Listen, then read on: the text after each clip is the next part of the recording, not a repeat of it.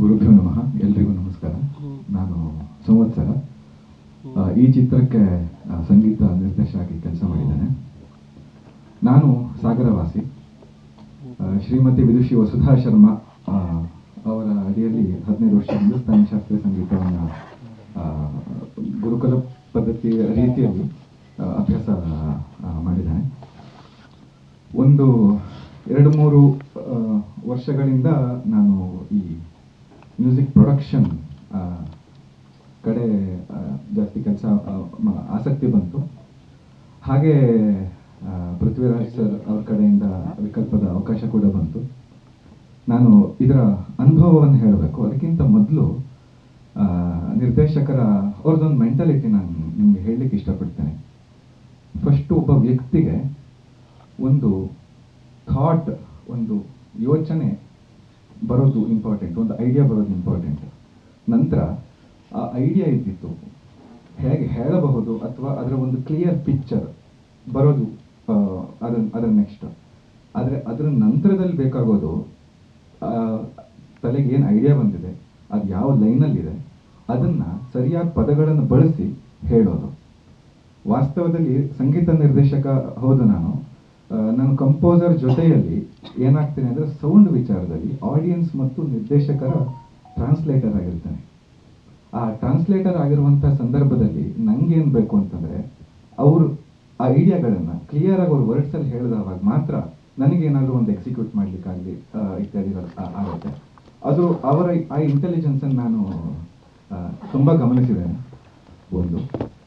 ಹಾಗೂ ಈ ಚಿತ್ರದ ಅನುಭವ ನನಗೆ ತುಂಬ ಅಂದರೆ ತುಂಬ ಅನುಭವ ಕೊಟ್ಟಿದ್ದು. ನನ್ನ ಮೊದಲನೇ ಚಿತ್ರ ಎಲ್ಲದೂ ಮೊದಲನೇದಾಗಿ ಮೊದಲನೇ ಪ್ರೆಸ್ ಮೀಟು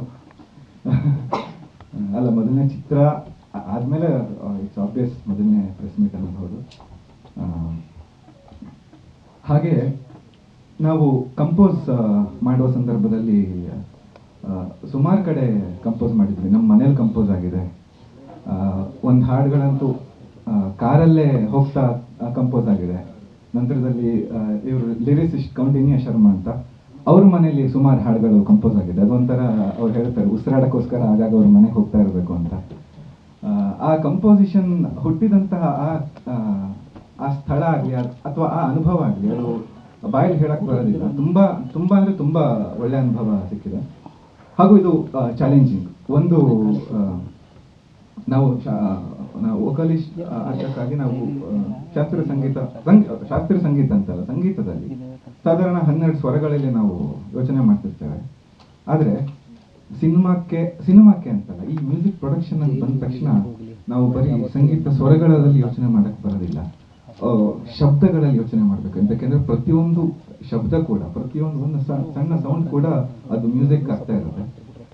ಆ ರೀತಿಯ ಆಲೋಚನೆಗಳು ಇನ್ಫ್ಯಾಕ್ಟ್ ಈ ಟೀಮ್ ನಂಗೆ ಎನೇಬಲ್ ಮಾಡ್ತು ಆ ರೀತಿ ಯೋಚನೆ ಮಾಡಲಿಕ್ಕೆ. ನನ್ನ ಮೊದಲನೇ ಚಿತ್ರ ಆಗಿತ್ತು ಕೂಡ. ಮೊದಲನೇ ಚಿತ್ರ ಅದಕ್ಕಾಗಿ ಒಂದಿಷ್ಟು ಚಾಲೆಂಜ್ಗಳು ಇರುತ್ತೆ.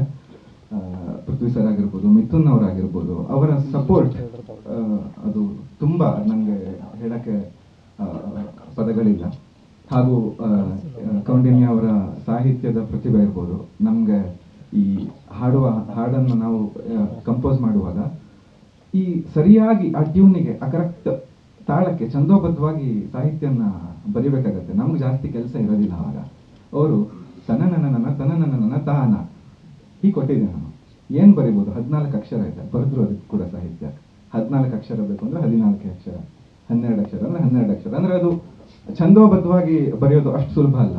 ಅದಕ್ಕೆ ಸಾಹಿತ್ಯದ ಸಪೋರ್ಟ್ ಇದೆ ಕೌಂಡಿನ್ಯ ಶರ್ಮಾ ಅವ್ರದ್ದು. ಹಾಗೆ ಸಿದ್ಧಾರ್ಥ್ ಬೆಳ್ಮಣ್ಣು ಅವರಾಗಿರ್ಬೋದು, ಅವರು ಸ್ಟುಡಿಯೋದಲ್ಲಿ ನಮಗೆ ಕೊಟ್ಟಂಥ ಸಪೋರ್ಟ್. ಶ್ರೀರಂಜನಿ ಅವರು, ಇಂಚರ ಅವರು, ಗಿರೀಶ್ ಅವರು, ಹಾಗೂ 89 ವರ್ಷದ ಮಾಸ್ತಿಯಮ್ಮ ಅವರು ಹಾಡಿದ್ದಾರೆ ಈ ಸಿನಿಮಾಕ್ಕೆ. ಇಷ್ಟನ್ನ ಹೇಳಕ್ಕೆ ಇಷ್ಟಪಡ್ತೇನೆ. ಧನ್ಯವಾದ. ಒಟ್ಟು 6 ಹಾಡಿದೆ, 9 ಹಾಡು ಇದೆ. ಒಟ್ಟು BGM ಅಲ್ಲಿ ಬರುವಂತ ಧ್ವನಿಗಳನ್ನು ಸೇರಿಸಿ 9 ಹಾಡು.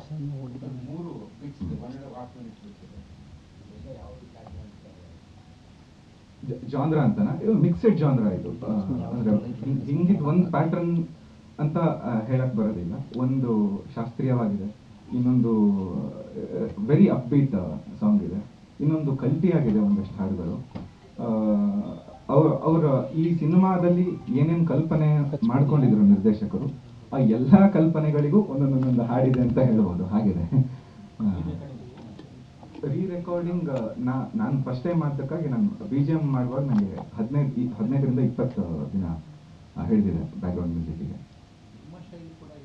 ಹಾಂ ಇದೆ ಇದೆ, ಎಲ್ಲ ಶೈಲಿನೂ ಇದೆ, ಎಲ್ಲ ಶೈಲಿನೂ ಇದೆ. ಸಾಗರದವನು ನನ್ನ ಕಥಾ ಸಂಕಲನ ನನ್ನ ಪಕ್ಕದ ಸೀಟು ಅಂತ ಅದು ಹೋದ ವರ್ಷ ರಿಲೀಸ್ ಆಯಿತು. ನಾನು ಅದಕ್ಕೆ ಮುನ್ನುಡಿ ಬರೆಯೋಕ್ಕೆ ಜೋಗಿ ಸರ್ ಅವ್ರಿಗೆ ಸುಮಾರು ಸರಿ ಕಾಟ ಕೊಟ್ಟಿದ್ದೆ. ನನಗೆ ಸಂವತ್ಸರದಿಂದ ಪೃಥ್ವಿ ಸರ್ ಪರಿಚಯ ಆದರು. ಆದಮೇಲೆ ನಾವು ಸಾಹಿತ್ಯ ತುಂಬ ಅಂದರೆ ನಮ್ಮ ಮನೇಲೆ ಸುಮಾರೆಲ್ಲ ನಾವು ಬರೆದಿದ್ದೀವಿ, ತುಂಬ ಆರಾಮಾಗಿ ನಾವು ಬರೆದಿದ್ವಿ. ನನಗೆ ಅದು ತುಂಬ ಚಾಲೆಂಜ್ ಅಂತ ಅನಿಸಿಲ್ಲ, ಯಾಕಂದರೆ ಎಲ್ಲ ಒಂದೇ ಮೈಂಡ್ ಸೆಟ್ ಇದ್ದಿದ್ದರಿಂದ. ಮತ್ತು ನನಗೆ ಸಂವತ್ಸರಂಗೆ ಈಸಿಯಾಗಿ ಒಂದು ವೇವ್ ಲೆಂತ್ ಮ್ಯಾಚ್ ಆಯಿತು, ಅದಕ್ಕೆ ನನಗೆ ಈಸಿ ಆಯಿತು.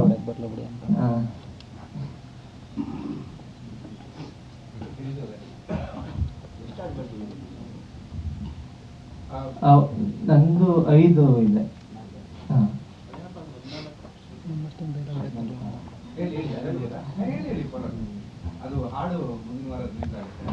ಅದು ರೊಮ್ಯಾಂಟಿಕ್ ಸಾಂಗ್ ಅಲ್ಲಿ ಬಳಸಿರೋದು. ಅದು ಐಡಿಯಾ ಇದ್ದದ್ದು ಸುಮಾರು ಅಕ್ಷರಗಳ ಶಬ್ದಗಳ ಪದಗುಚ್ಛ ಇರಬೇಕು ಅನ್ನೋ ಒಂದು ಐಡಿಯಾ ಇತ್ತು. ಒಂದು ಎಟ್ ಎ ಟೈಮ್ ಒಂದೇ ಫ್ಲೋದಲ್ಲಿ ಹೋಗ್ಬೇಕು ಅಂತ.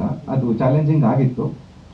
ತನ್ನ ನನ್ನ ತನ್ನ ನನ್ನ ತಾನ ನಾನು ಕೊಟ್ಟ ಸಾಲು ತನ ನನ್ನ ತನ ನನ್ನ ಘಳಿಗಳಿಗೆ ಸಿಹಿಗುಳಿಗೆಯು ಚಂದ ಅಂತ ಬರೋದು.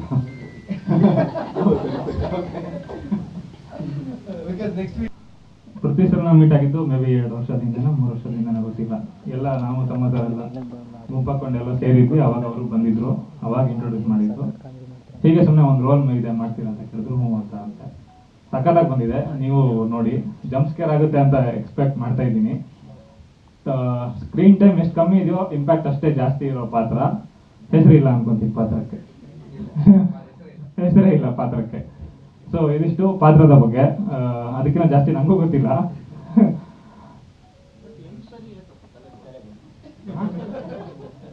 ಎಂಟು ಸರಿನಾ ಅದು ಅಂದ್ರೆ ಗೊತ್ತಿಲ್ಲ, ಎಷ್ಟು ಸಲ ತಲೆ ಓಡಿಸ್ಕೊಂಡಿದ್ದೀನಿ ಅಂತ. ಅಂದ್ರೆ ಕಂಟಿನ್ಯೂಸ್ ಶೂಟ್ ಇರಲಿಲ್ಲ ನಮ್ದು. ಸಾಗರ ಹೋಗೋದು ಮತ್ತೆ ಬೆಂಗಳೂರು ಬರೋದು, ಮತ್ತೆ 5 ತಿಂಗಳು ಬಿಟ್ಟು ಫೋನ್ ಮಾಡೋದು ಸಡನ್ ಆಗಿ, ಗಿರೀಶ್ ಶೂಟಿಂಗ್ ಇದೆ ಮಾಡಿದ್ದು ಅಂತ.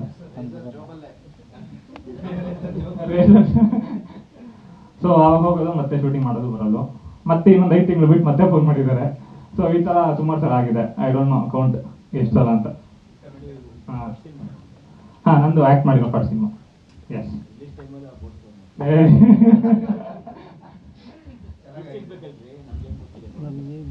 ನಾನೇ ಇಂಟ್ರೊಡ್ಯೂಸ್ ಮಾಡ್ಕೊತೀನಿ.